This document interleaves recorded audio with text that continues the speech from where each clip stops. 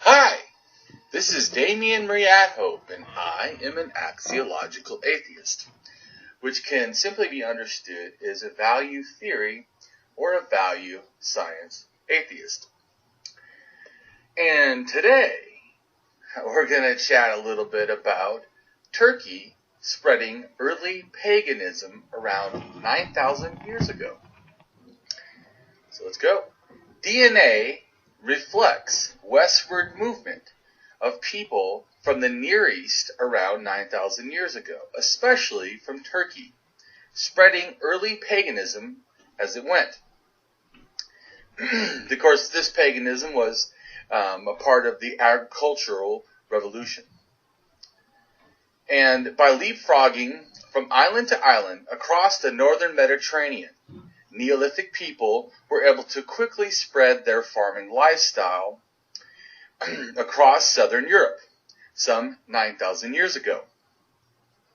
This is what genetics is suggesting. It seems that sometime after individuals in the Near East first developed farming and herding around 12,000 years ago, they later transferred it in its new agricultural religion with it, along with is what I call early paganism, out to many others in Europe. The genetic expression that people from the Near East migrated to Turkey, then it seems that they went from Turkey and rapidly moved westward, living around the Mediterranean today, have even common ancestors to this events in Turkey.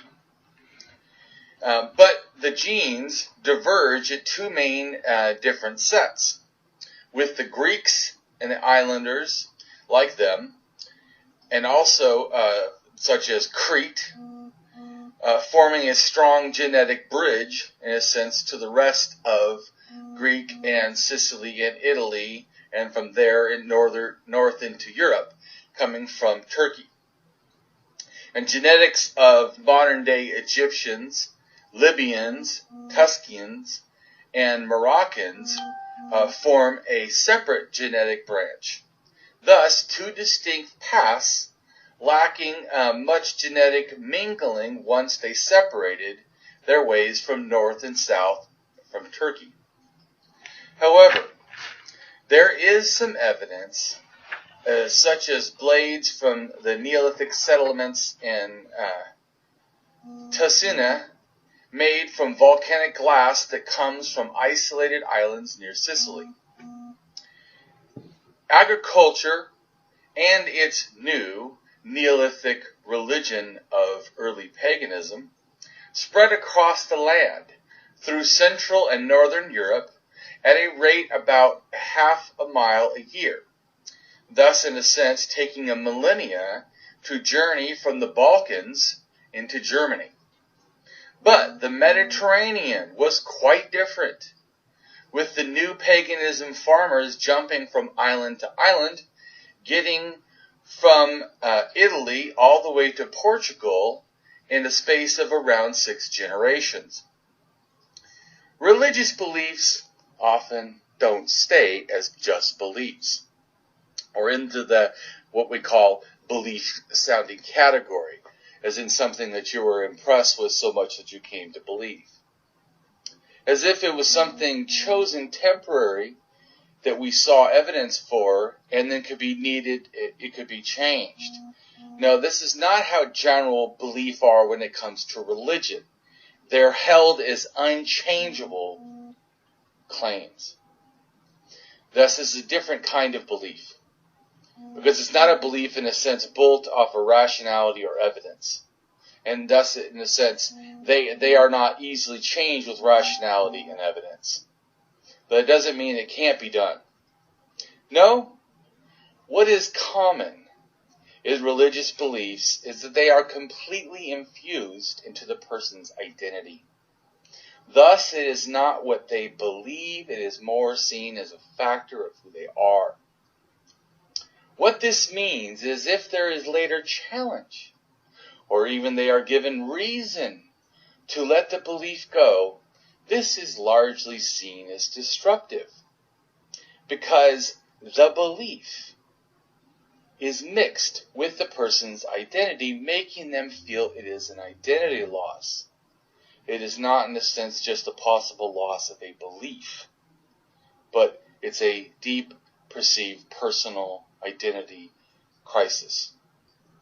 Faith is being inspired, though, to strong belief, and that with the lack of evidence should require strong doubt. Faith is self-indoctrination process of coming to believe in unjustified beliefs. The turbulent seas of denial are often clashing and crashing like a tsunami of avoidance in the religion's belief shores. With minds of cognitive dissidence and intellectual dishonesty, they welcome this eroding of religion belief perceived as a needed belief in the face of facts, when what they want to keep is the belief itself, regardless of its truth or its accuracy. Thus, they are welcoming to the deep waters of blind ignorance. This is the safety of faith. Religions, though, continuing in our modern world full of science facts, should be seen as little more than irrational conspiracy theories of reality, nothing more than confused reality made up of unscientific echoes from man's ancient past. Rational thinkers must ask themselves, why continue to believe in religion's stories? Religion's myths, which are nothing more than childlike stories and obsolete tales, once used to explain how the world works, acting like magic was needed, when it was always, only natural. These childlike religious stories are not even taken seriously, it would seem. Or certainly it shouldn't be something that we take seriously without such a lack of evidence. But sadly, too often it is. Often, though, without realizing it, we accumulate beliefs that we allow to negatively influence our lives.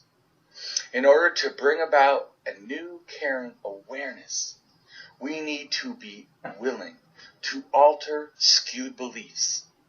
Rational thinkers must examine the facts instead of blindly following beliefs built on faith. Let me give you my quick understanding of the evolution of religion. So Pre-Animism starts around 300,000 years ago. Animism, as it's seen in Africa, is about 100,000 years old. Totemism, as it's seen in Europe, is about 50,000 years old. Shamanism is first seen in Siberia, about 30,000 years old. And paganism, as seen in Turkey, is about 12,000 years old.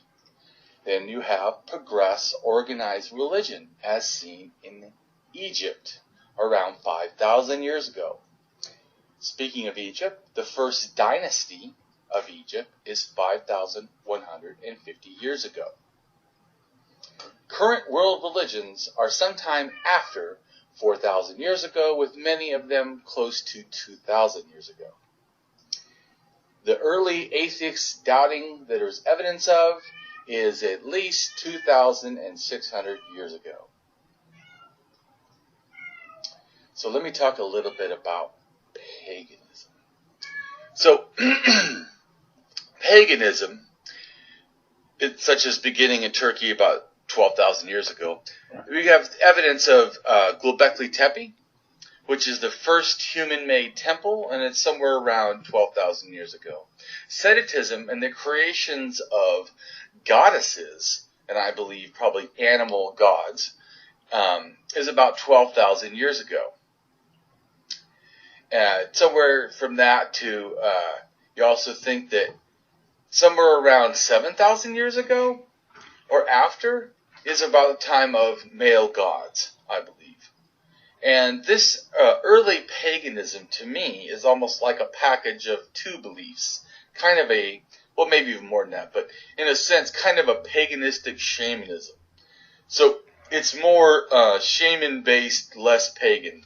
As it builds on itself and gets more to progress organized religion after 5,000, I believe that at that point, then paganism gets a whole class of gods and all kinds of rules and stuff. But the beginning of it is more closer to, in a sense, shamanism. And there's a pagan shaman burial about 12,000 years ago and to 10,000 years ago. There's also, in a sense, paganistic, maybe shamanistic art in a remote cave in Egypt. And there's a skull cult that begins about 11,500 years ago in the whole Fertile Crescent, really, and then spreads out a little bit from there. But it's about just mainly that. But for anywhere from in the Levant also, anywhere from 11,500 to 8,400 years ago, and there also is Çatalhöyük, the first religious design city, which is somewhere after 10,000 years ago. So paganism is about 12,000-year-old belief system. To me, pagan is the belief in a spirit-filled life or afterlife, which would be just like animism. It can be attached or expressed by things or objects. That would be like totemism. And it requires special persons for special rituals, which in a sense that could be the shamanism part.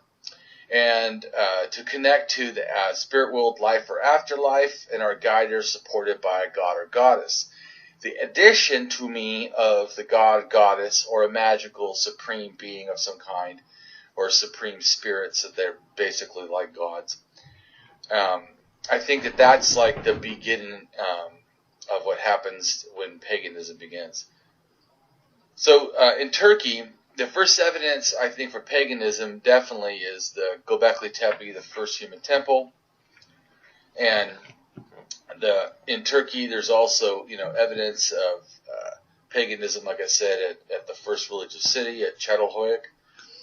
In addition, there's also, to me, the whole connection to Proto-Indo-European language and religion. And Proto-Indo-European religion can be reconstructed with some confidence, giving the believed goddesses and gods and myths and festivals and their form of rituals and incantations and prayers and songs and so on. And all these elements that are part of that, in a sense, Indo-European religion involve a lot of the European languages today, all of them probably. Anyways, much of this activity is connected to the natural or agricultural year, showing its agricultural religion. At least those earliest attempts to reconstruct, because nature, in a sense, doesn't change, and they can see that that's the one constant in life. Is, in a sense, also, to me, there's a big, I think that it begins at least, I think, in shamanism, the belief that somehow our souls are connected to stars in the sky. And I think that just becomes way more developed in paganism, and then progress organized religion 5,000 years ago. I think that it becomes part of the official doctrines and stuff. And so much of the activity, like I said, is connected to agriculture. And the agriculture is connected to stars, and the fertility has to do with both those also, in a sense. The reconstruction of goddesses or gods' characteristics may be different than what we think of, today as only, involving like one characteristic. But some of the deities have, in a sense, a non-fixed gender. In other words, they could be male, they could be female, they actually could be both, they could be intersex. And certainly not fixed. And this has to do sometimes with the fact that they were, in a sense, deified forces of nature. And so they tend not to, in a sense, but prior to that, it was kind of have a gender, per se. In other words, like there's goddess and the bull cults that come out of Chetahoyuk. I believe there's a book called The Goddess and the Bull. And the bull, in a sense, probably is considered male bull, but I don't know that they can attach always the gender specifically to it. Although there's a 17,000-year-old Magdalenian art that seems to represent a bullhorn as the male penis or phallus. So, don't know. But anyways, the Proto-European myths, culture, language, in a sense, done by research, these myths have been confirmed, including areas, such as Levant folklore and Hittite hieroglyph tablets. There are at least 28 myths, and one of the most recognized Indo-European myth is the Yama is killed by his brother, Mayu, and the world is made from his body. Some forms of this myth in various Indo-European language considered the creation myths of Indo-Europeans. Reconstructed rituals can be connected to the Proto-Indo-European culture and language sometime around 6,500 years ago. One of the earliest ritual constructions by this culture was kurgans. They're mound graves, and I think they're death rituals. I think that the kurgans are kind of pyramid shaped, and I think it'd be interesting if there's a connection, which I think there could be, to why pyramids, in a sense, are built the same as like the kurgan graves. A pyramid, like in Egypt, is in a sense a gigantic kurgan to me. Or certainly could have inspired some of those kind of ideas. Because in a sense they have a common kind of a ritual, mythological idea connection to them. Kurgans, in a sense, are complex structures with internal chambers, which these burial chambers at the heart of the kurgan is an elite individual where they were buried with grave goods, sacred offerings, sometimes including even horses and chariots. The speakers of the pre-Proto-Indo-European, probably to me, could have lived in Turkey and associated with distribution of historical Indo-European languages, and I think that with the expansion 9,000 years ago. It is proposed, in the sense, homeland of the Proto-Indo-European proper, maybe in the Balkans 7,000 years ago, such as the Vinnic culture.